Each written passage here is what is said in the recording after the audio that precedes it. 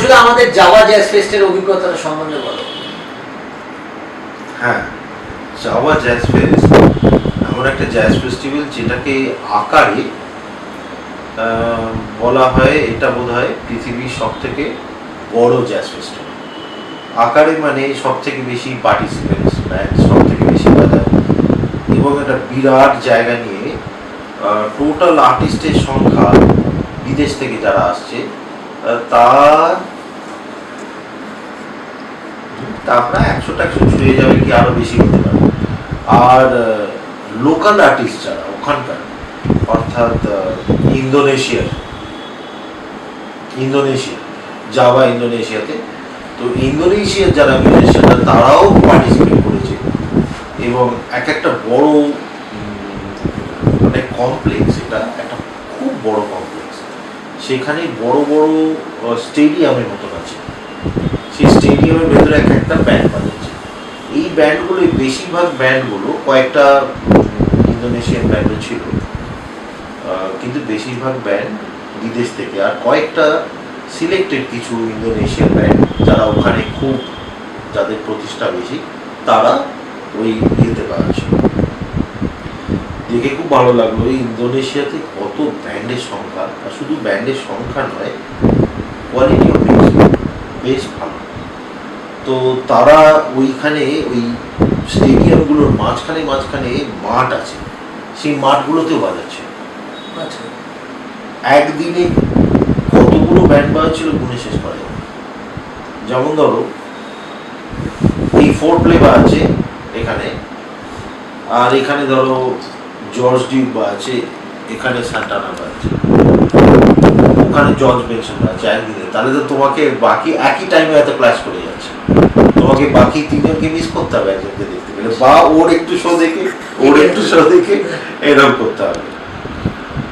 তো আমি তখন আমার যে ল্যাটিন জ্যাজ ব্যান্ড লোস আমিগোস, যেটার বাংলায় অর্থ হচ্ছে বন্ধুরা, ইংরেজিতে দ্য ফ্রেন্ডস, স্প্যানিয়লে লোস আমিগোস, তো সেই ব্যান্ডটা নিয়ে আমি তখন ওখানে গেছিলাম। তখন প্রেমজিত ছিল আমার সঙ্গে ব্যান্ডটায়। খুব ভালো লেগেছিল যে ভারতবর্ষ থেকে ওরা যখন দেখছে যে একটা ল্যাটিন জ্যাজ ব্যান্ড পার্টিসিপেট করছে, সেটা অংশগ্রহণ করছে, এবং ওখানে বেশ মানে মানুষের সমর্থন পাচ্ছে, ভালোবাসা পাচ্ছে বাজনার জন্য, এইটা দেখে আমার তো খুব ভালো লেগেছিল।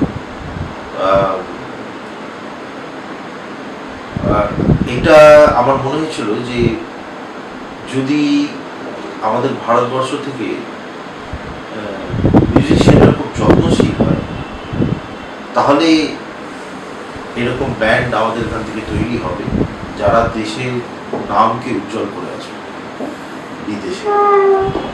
কিন্তু এটার জন্যে যেটাই বলুন যে যত্নশীল হতে হবে, জীবনে ত্যাগ থাকতে হবে। যদি ত্যাগ না থাকে, প্রথম থেকেই আমি আমার জীবনকে গুছিয়ে নিতে চাই, তাহলে এই জিনিসটা হবে। কিন্তু আমার জীবনে যদি উদ্দেশ্য পরিষ্কার থাকে এবং তার জন্য যদি ত্যাগ থাকে, তাহলে যে জিনিসটা আসবে সেটা অনেক বেশি। তো এখানে একটা চরিত্রের বড় একটা ভূমিকা থেকে যায়। শুধু অভ্যাস, প্র্যাকটিস বলতে যেটা বলে সো কল্ড প্র্যাকটিস, যেটা একদম মানে সাদামাটা ভাষায়, সেটা ছাড়া চরিত্র থাকা অত্যন্ত প্রয়োজন। চরিত্র মানুষকে উদ্যোগী করে, আর প্র্যাকটিসটা কি লেভেলে করবে সেটা চরিত্র থেকে নির্ধারণ করে। এবার সেই প্র্যাকটিসটা সাধনায় পরিণত হয়। একটা অর্ডিনারি প্র্যাকটিস আর একটা সাধনা, এটার ভিতরে অনেক তফাৎ আছে। তো এই জিনিসগুলো আমি এই সুযোগে বলতে চাই যে আমাদের ভারতবর্ষ থেকে এরকম আরো ব্যান্ড যাক, শুধু পিআর বা অন্যান্য মার্কেটিং এর কারণে যাক, সেটা অত বড় ব্যাপার নয়। যাচ্ছে অনেক ব্যান্ড, কিন্তু তারা তাদের ভালোবাসা নিয়ে, দেশের কথা মাথায় রেখে সাধনার দ্বারা যাক, এইটাই কাম্য। মনোজিৎ দত্ত অর্থাৎ কচুদা। আমার দেখা Indian musicians playing in a foreign format, probably শ্রেষ্ঠ আর্টিস্ট। অনেক বছর ধরে ওকে চিনতাম, অনেকবার কো আর্টিস্ট হিসেবে ইন্টারাকশন হয়েছে, দু একবার আমরা একসঙ্গে বাজিয়েছি, জ্যাম করেছি। মানুষ হিসেবেও অনেকটাই চেনার সুযোগ হয়েছিল over different periods of time. মানুষ হিসেবে ওর কিন্তু জবাব ছিল না। এত ইজি একজন মানুষ, এত ইগোটা ইন চেক, যেটা একটা মিউজিশিয়ানের জন্য ভীষণ ইম্পর্টেন্ট, যে কারণে এত কোলাবোরেটিভ জায়গায় সাকসেসফুলি কাজ করতে পেরেছে কচুদা। Whenever you were playing with him, whenever you were jamming with him, he was giving. He was not holding back. He was not weighing the moment ki ke beshi pelo, ke kom pelo, যেটা একটা আর্টিস্টকে restrict করে দেয় at the end of the day. যখনই আমরা jam করেছি একসঙ্গে, I loved ইট। যখনই ওকে দেখেছি পারফর্ম করতে বহু বছর ধরে, মানে be it in when they were the early days of Orient Express, for example, I used to love what they were doing. এবং ল্যাটিন পারকাশনের যে একটা বিদ্বৎ knowledge, I think he actually had that knowledge, he had acquired it, and he was executing it to perfection, which is a huge thing, because as an Indian, to be able to adapt to a foreign instrument and a foreign style of music, it takes a lot of research, a lot of passion to be able to do that. The other thing which used to really impress me about Kochuda is that he was a great teacher. একজন artist ফুল circle তখনই আসে যখন সে বড় শিক্ষক হয়। It is only when, as a teacher, you have created students and musicians who are of substantial value, it is then that as an artist you come full circle. That, I think, is one of the most important things that he did. He created a retinue of students, and some of the best musicians today playing in Kolkata and playing all over the world from Kolkata are his students. I used to find, আমরা তবলাতে যেরকম বলি হাত ফেলা, what is your finger technique? I think he had a fantastic finger technique and the hand positioning for the congas when he was playing. The sound production is directly proportional to the finger technique and the hand positioning. So that was so perfect with him that the sound he produced out of the congas was perfect, and it never felt that here's a Bengali boy playing a Latin instrument. It never felt that. It was so authentic, the sound. He passed away too young, too early. আমাদের থেকে একটুই বড় ছিল, বছর দুয়েক হয়তো বড় ছিল, which is nothing, and a huge loss to the music scene in Kolkata and in the country in general, because he was a national and international level musician. কলকাতাতে আমার একটু চিন্তা হয় যে ও চলে যাওয়ার পরে এই পারকাশনের জগৎ যেটা ও তৈরি করেছিল, যেটা ওকে ঘিরে একটা জায়গায় দাঁড়িয়েছিল, সেটার কি হবে। ওর ছাত্ররা অনেকেই they are trying very hard. There is, of course, Chandru who's doing very well. There are others who are part of his band who are also doing very well. But it is like a chhatra chhaya, a guru, the umbrella. When the umbrella is gone, then there is a little chaos for some time. And I'm just hoping that after this chaos period, the students are going to find their roots once again and will remember his teachings and reproduce them into their own craft.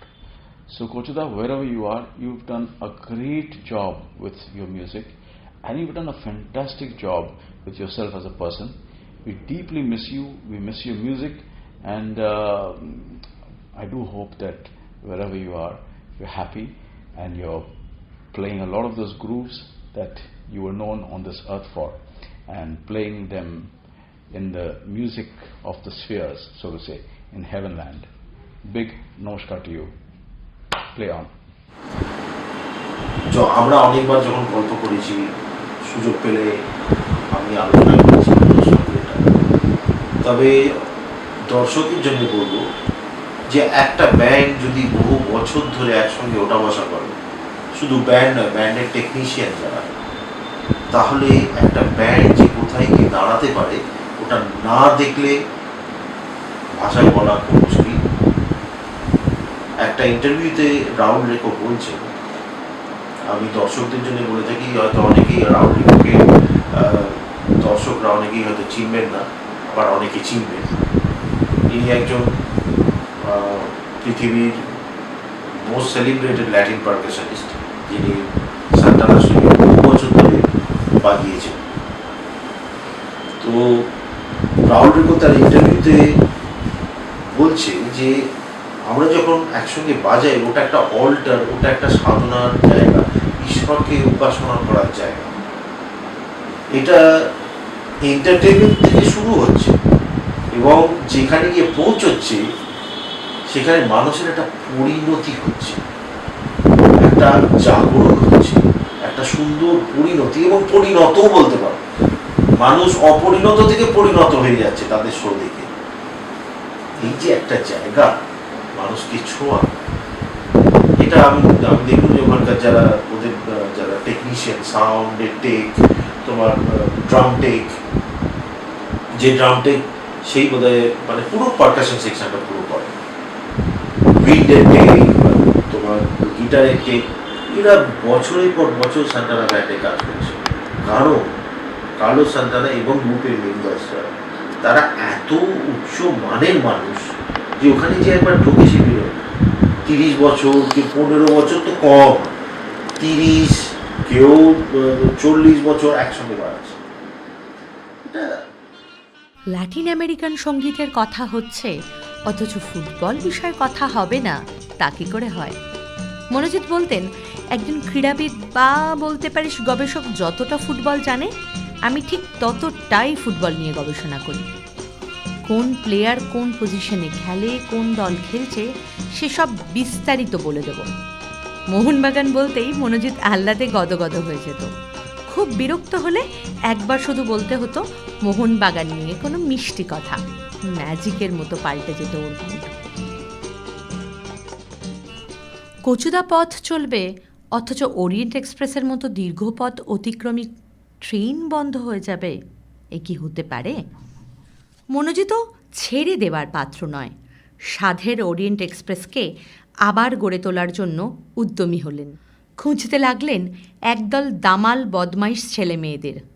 অনেক audition হলো, পছন্দ ওর কাউকেই হলো না।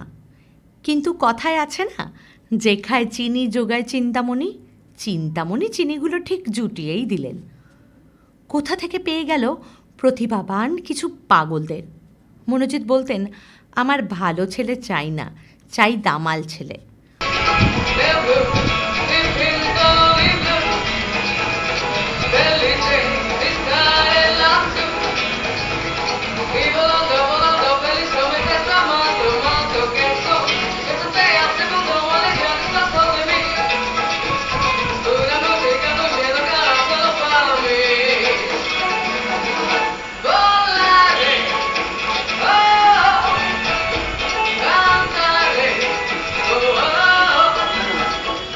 মনোজিতের কথায় rock মিউজিকের headbang ছেড়ে চলে এলো সৌম্যপ্রসাদ ঘোষ ওরফে Maradona.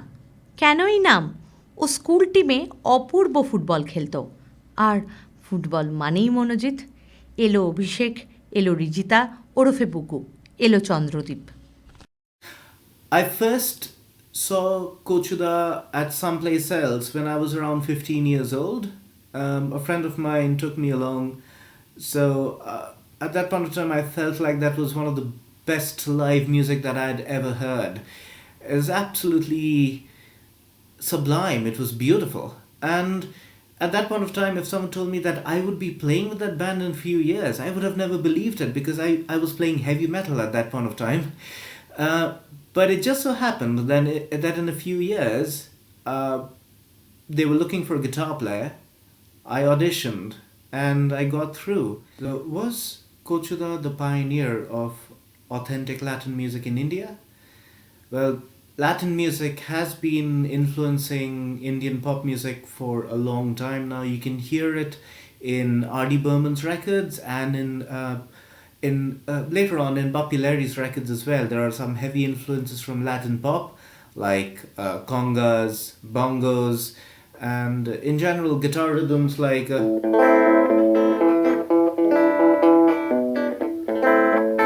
so that kind of stuff. But the way Kochuda treated Latin music, the sincerity with which he studied and produced Latin music, I think authenticity is the word which we are looking for. So he produced not just some diluted version of the Latin music that you could just slip into something poppy and danceable. It had a sense of purity in it, which you couldn't find anywhere else in India at that point of time. So in that respect, yes, I would say that the Orient Express, under the leadership of Monojit Kochudatta, produced some of the first authentic Latin grooves in India. So it was the stuff that someone from Cuba could actually listen to the music and say, "Arriba, arriba, see, that is my music, that's the stuff." Thank you very much, Kochuda, for all that you've given to the music in India. আমার প্রথম association with Orient Express ছিল in 2007. ওই সময় ওদের যে drummer Shankar, he had reached out, কারণ ওদের vocalist was on some absence, and আমি ইনিশিয়ালি কিছু মাস ওদের সাথে কয়েকটা অ্যাজ আ ব্যাকআপ ভোকালিস্ট কিছু শো করেছিলাম। দারুণ এক্সপিরিয়েন্স ছিল ওই সময়। ওদের মারাত্মক একটা লাইন আপও ছিল। কচুদার সাথে দেখা হওয়ার প্রথম একটা অপরচুনিটি পেলাম। অবশ্য then over the next few months there was a entirely new line up that came into being. পুরোনো অনেক লোকেরাই ছেড়ে চলে গেল, আর তার জায়গায় একটা পুরো নতুন ব্লাড। আমি ছিলাম, ম্যারাডোনা, চন্দ্র দা এলো, শুভদা ওয়াজ এনিওয়ে অ্যামেজিং কিবোর্ডিস্ট। তো একটা পুরো নতুন লাইন আপ হওয়ার পর যে আমরা মানে যে 2 বছর যে কি এনজয় করেছি, এখনো I look back at those are some of my best memories. এদিক সেদিক টোর, আসাম, জামশেদপুর, প্রচুর জায়গায় আমরা ঘুরেছি। দারুণ একটা মানে ফ্রেন্ডশিপ কোলাবোরেশন হয়ে গেছিল। অ্যান্ড অফকোর্স কোচুদা লিডিং দ্য হোল থিং আমাদের জন্য ওয়াজ মানে ওর চেয়ে বেটার কিছু হতে পারে না, কারণ he was the best leader, and মানে those were 2 of the best years of my life.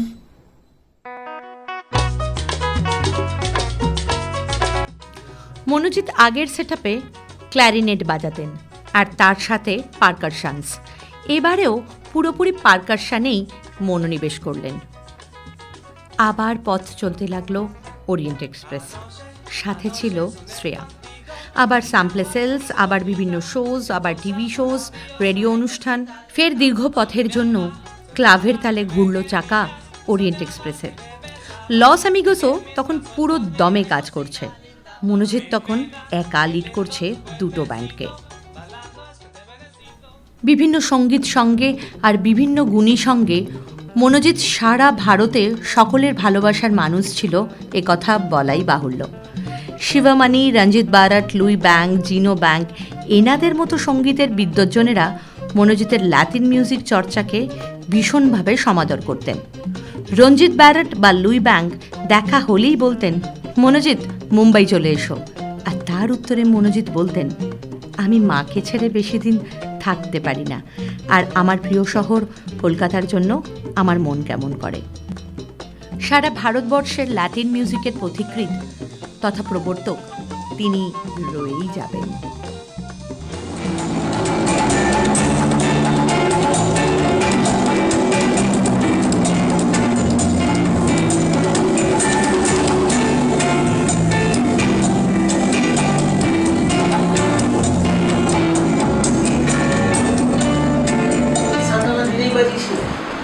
না, সান্টানা দিয়ে বাজাইনি।